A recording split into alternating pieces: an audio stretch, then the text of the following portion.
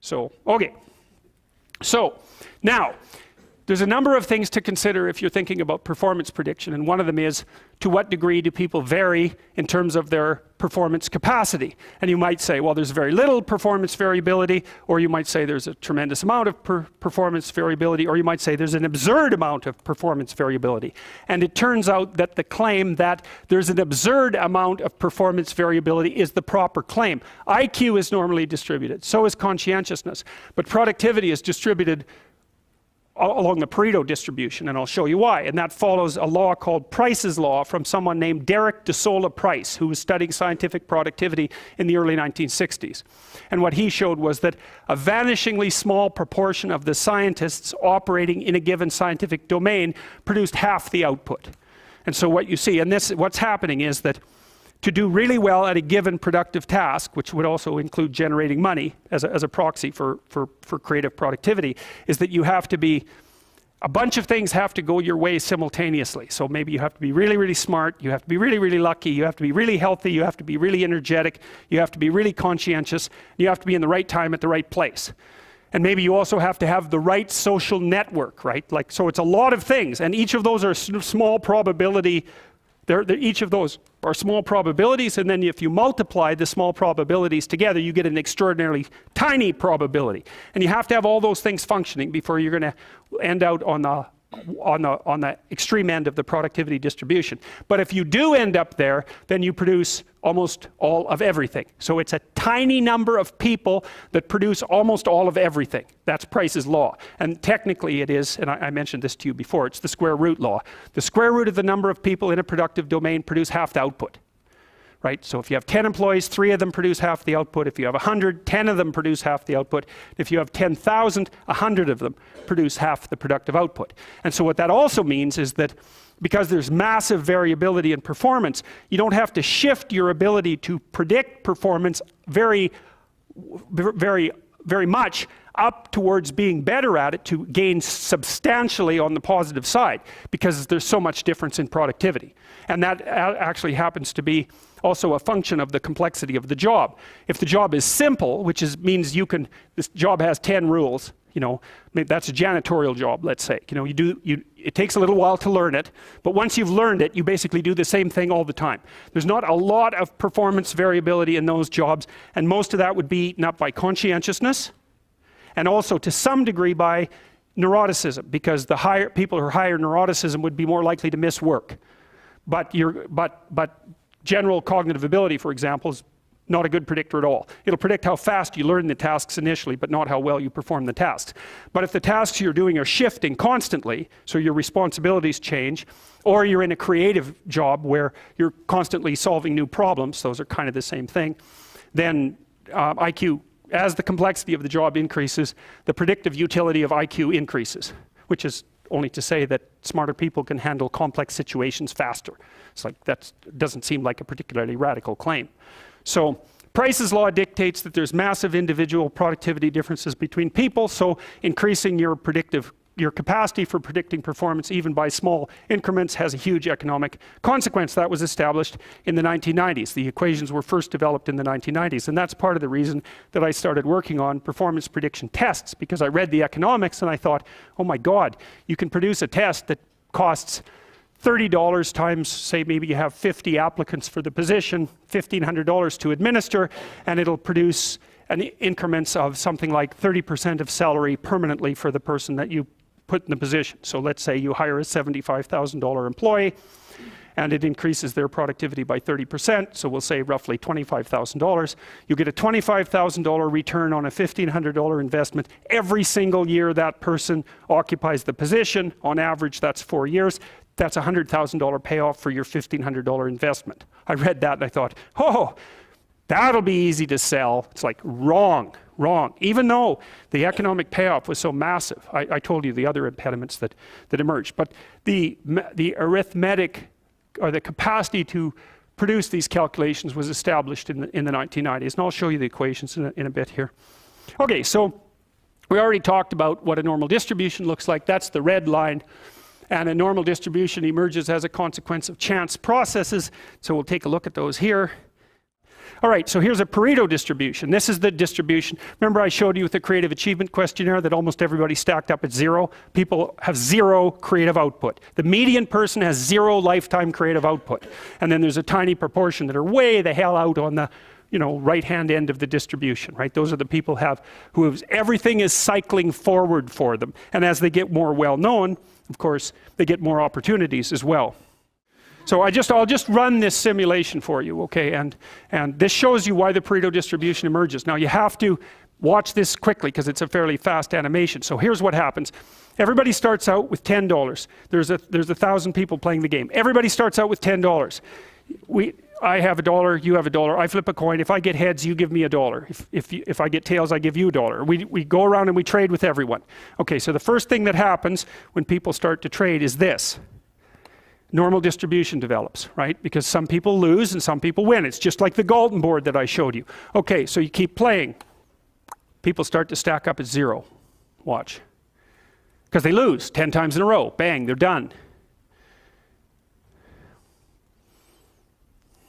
The bottom graph is a graph of the entropy of the distribution, which increases as the game continues. Because at the beginning, it's maximally ordered, right? Everybody has exactly the same amount. Now it's being distributed. Same equations apply to the distribution of gas into a vacuum. Well, what happens? Now someone, there are people out there at the $50 range, or at the $60 range, or at the $70 range. You keep playing it. Well, eventually what happens, if you play it right to its conclusion, is that one person ends up with all the money. So that's, to those who have everything, more will be given. From those who have nothing, everything will be taken. That's the law of economic productivity. It's called it's the Matthew principle. And it's actually an economic principle that was derived from a saying in the New Testament.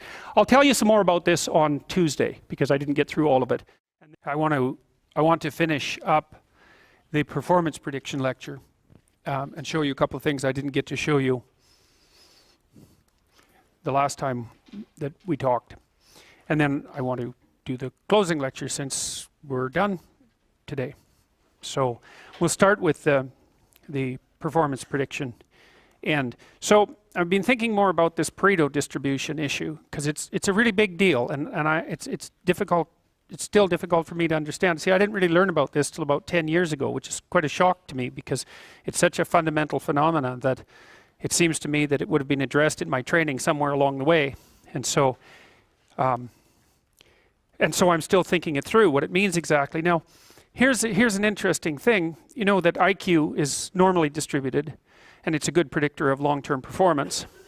And conscientiousness is normally distributed, and it's a good predictor of long-term performance. And openness is also normally distributed, and it's a good predictor of creative behavior. But creative output is not normally distributed. It's distributed in this weird Pareto distribution that's indexed here. And I showed you that with the creative achievement questionnaire most specifically because that provides a really concrete example of it.